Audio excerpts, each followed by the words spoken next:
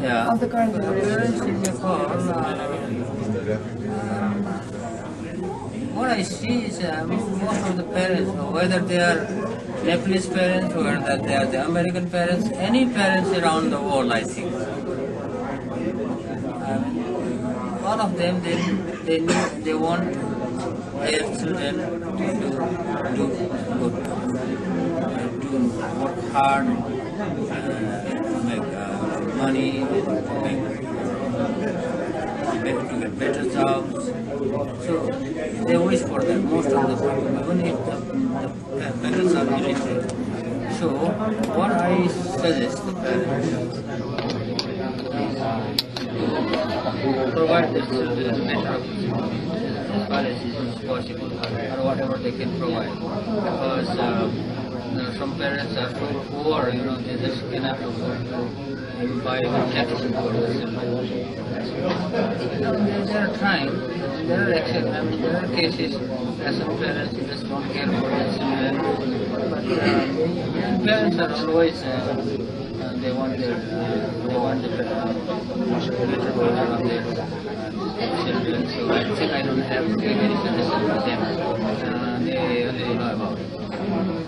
Any last words for the children and youngsters of the current generation? Yes, like I said, the world is changing very fast.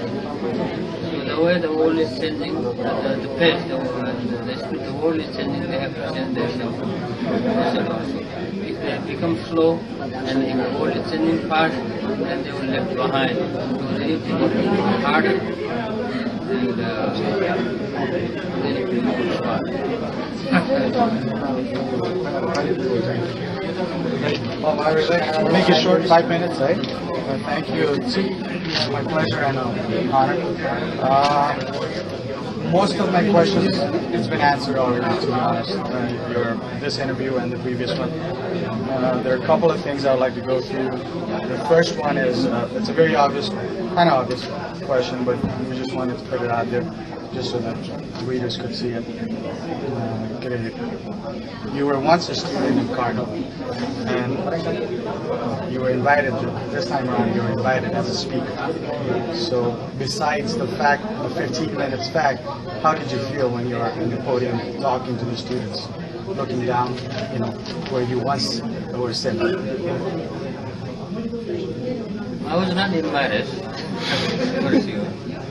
and I saw that a good opportunity to share my experiences with college graduates, graduating from the college. So I feel great, actually, and also it was a nice time for me to visit many of my friends there in Cardiff. Like I met Nepali students there. I didn't know this, I had many professors there still. So when I went there to speak, many of my friends were there in the podium in the area. So when I was speaking, I look at them and to tell something, to tell my story to them. Sure. Okay, I'll make it short. And hello, everybody. Just a reminder, we all have to leave this place by 8:30. I think we have like about 5 or 6 minutes left. Thank you. Then now अब हजुरको obstacles जुन त्यो स्कुलमा आउँदाखेरि र अहिलेको students are like, when you compare and contrast, is there any advice you want to give them? So just they don't fall out of their way, or if they have a dream. So the students coming to Students who are now enrolled in school and the new generation here in school. Here in America. In America, or any student from this generation who are trying to pursue their dreams, going to a university abroad. Yes, I mean when I first came that time in 1989 or early in the 80s. In the 80s, coming to America was not that difficult. I think you could get visa easily, student visa. visa easily. That was not that difficult. But now this changed, and it is what I see, what I hear from people is that it's getting very difficult to get student visa.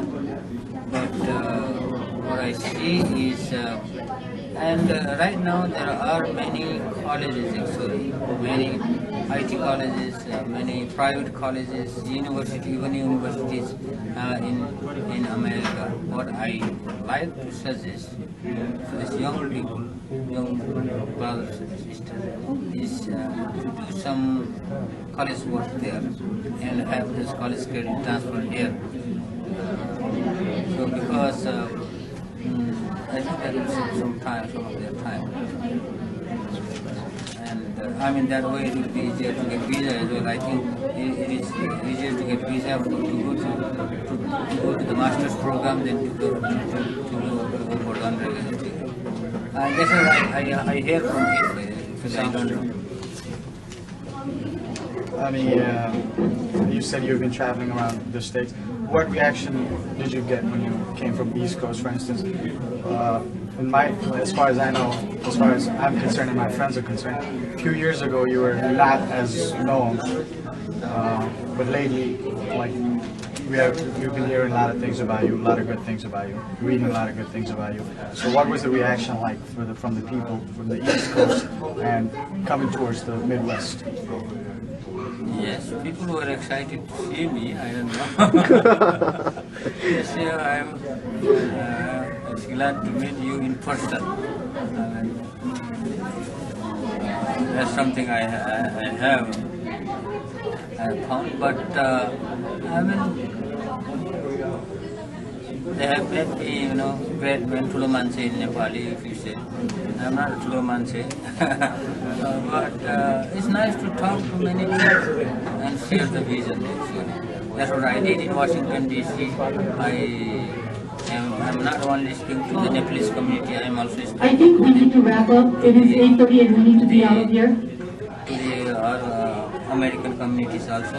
Wherever I go and talk to the people, they are very supportive and they are very excited to hear something about, some stories about me. So that's what I found.